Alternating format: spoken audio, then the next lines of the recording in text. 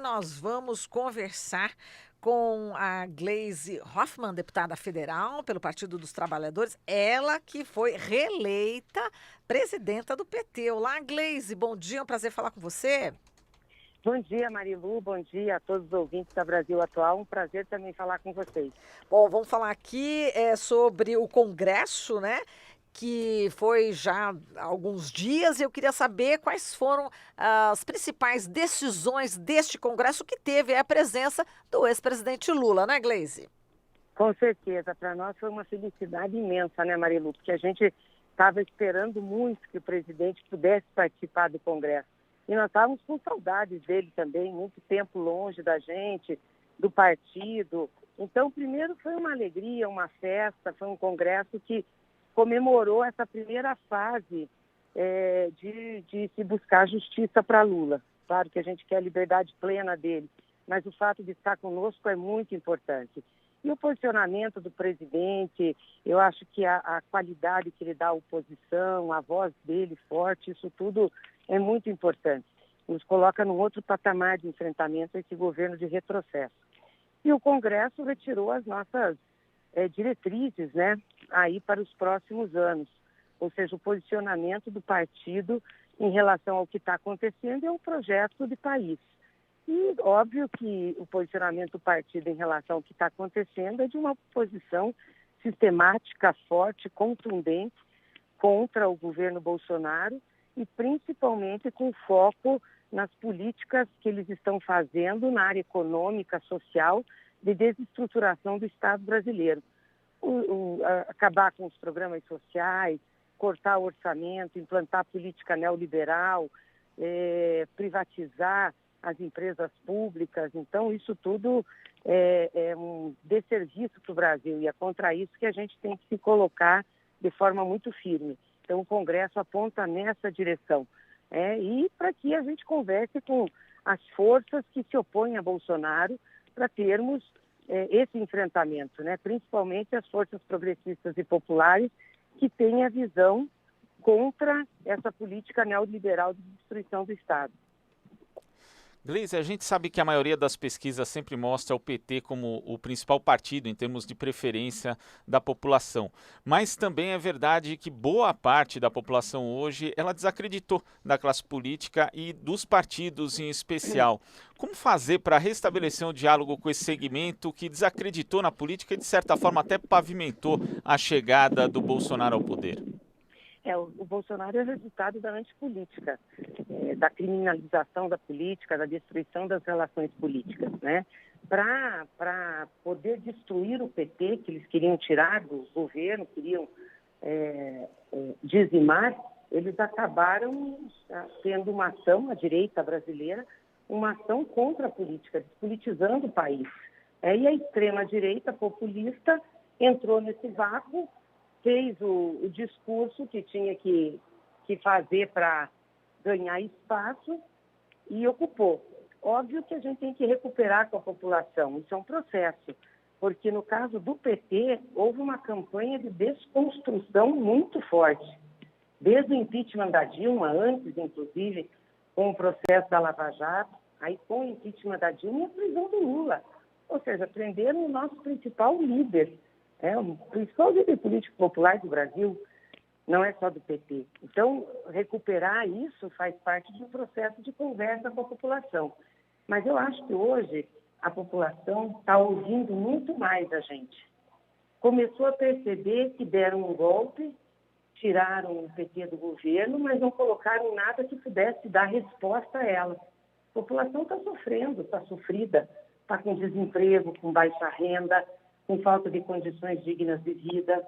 Então, ela lembra dos governos do PT, principalmente do Lula, e fica tendo uma disputa. Estão destruindo o Lula e estão trazendo o quê para nós?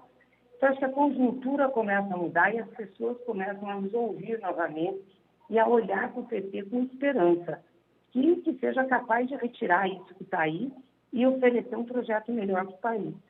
Agora, no ano que vem, temos já as eleições municipais, né, Gleisi? E o Partido dos Trabalhadores já está acenando com possíveis parcerias, né, com partidos progressistas, mesmo não sendo cabeça de chapa, né? Eu queria que você falasse sobre isso, Gleisi, como é que estão as conversações? Nós temos conversa com alguns partidos, mas temos uma orientação geral que é para que o partido tenha candidato, na maioria dos municípios que for possível. Por que a gente orienta isso? Porque nas eleições municipais nós vamos ter a oportunidade de conversar com o povo. Ou seja, o partido apresentar sua defesa, apresentar o seu legado e apresentar suas lideranças. Então, para nós que fomos vítimas de toda essa desconstrução, desse processo de perseguição, disputar a eleição é importante nesse sentido, para nos defender nosso legado e apresentar um projeto municipal, local, mas também de país ao povo brasileiro. E nós achamos que essas eleições terão um componente nacional muito forte. Como o Estado está desestruturado, os municípios estão sentindo isso. Então, política de saúde, política de educação, de saneamento, política de melhoria das condições das ruas, das avenidas, da infraestrutura urbana, isso tudo está precarizando, porque o governo federal deixou de repassar recursos e os municípios não têm. Então, vai ter um componente de discussão nacional. Mas é claro que onde houver uma frente, tiver candidatos dessa frente progressista com melhores condições de disputar, o PT não se nega a conversar. Muito pelo contrário, quer ajudar a construir, sempre definindo qual é o seu lugar e qual é o seu papel no processo. Quais os nomes nesse sentido, né, que despontam aí, Gleisi? No sentido da aliança, você pergunta? Isso, no sentido da aliança, por exemplo. A gente tem conversado bastante com a Manuela em Rio Grande do Sul, com o Freixo no Rio de Janeiro, temos conversas também em Florianópolis, em alguns lugares que temos discutido essa possibilidade. E nos demais a gente deve sair com candidatura própria. Gleisi, desde da época em que estava encarcerado, o ex-presidente Lula tem tocado bastante na questão da comunicação, né? Já que o Brasil tem aí uma grande concentração de comunicação, talvez a maior concentração num país democrático formalmente. Quais são as estratégias do PT em relação justamente a isso, à questão da comunicação? Olha, nós avaliamos, inclusive no Congresso, que temos que avançar na nossa política de comunicação. Acho que a gente conseguiu dar passos importantes.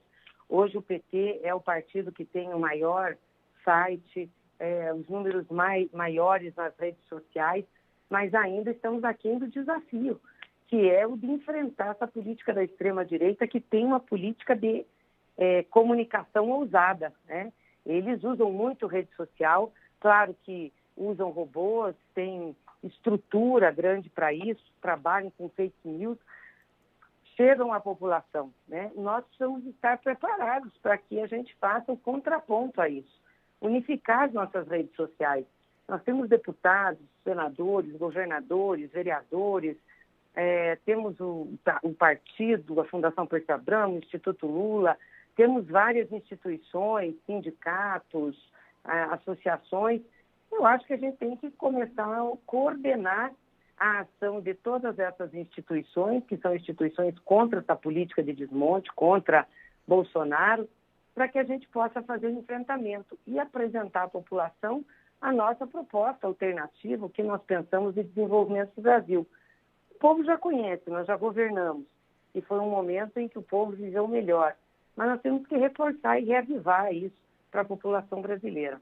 Agora, Gleisi, em relação às manifestações que ocorrem aqui na América Latina, enfim, países que estão sofrendo bastante, né, com a repressão violenta, né, dos governantes, como é que você vê em relação...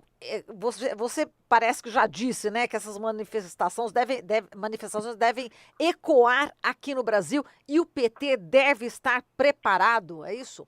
É isso mesmo. Porque o povo não vai aguentar o pacote de medidas econômicas e de retiradas de direitos que eles estão fazendo. A reação não é porque o PT incentiva, porque o PT incendeia, como querem alguns, né, ou dizem alguns. É porque é a realidade do povo brasileiro que perde seus direitos.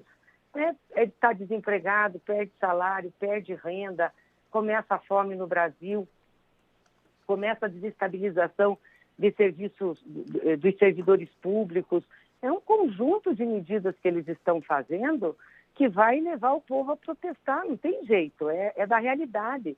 E aí, um governo democrático, um governo que tem a sensibilidade, é um governo que vai mediar, conversar, ver o que pode avançar, o que pode parar. Agora, um governo como o do Bolsonaro é um governo que vai usar a força. Aliás, eles estão construindo essa narrativa, Marilu. Ontem eu fiz até um vídeo falando de um documento que circulou no mercado financeiro, de uma consultoria, Arco Advice, dizendo que o Bolsonaro está avaliando que vão ter insurreições no país.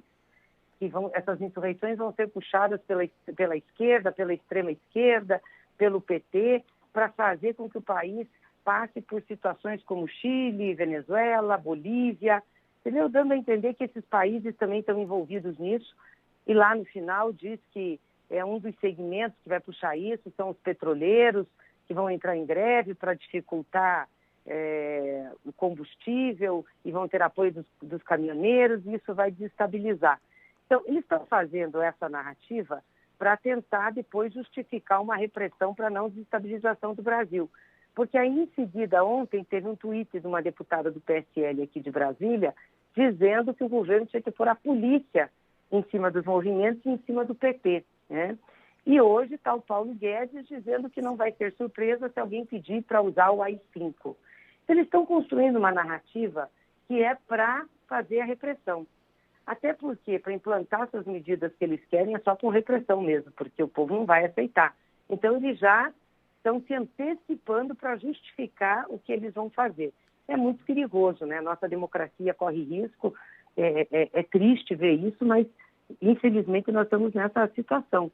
Se a gente não tiver uma reação mais contundente, o Congresso Nacional, as instituições, nós corremos um grande risco de ter um processo repressivo forte no Brasil.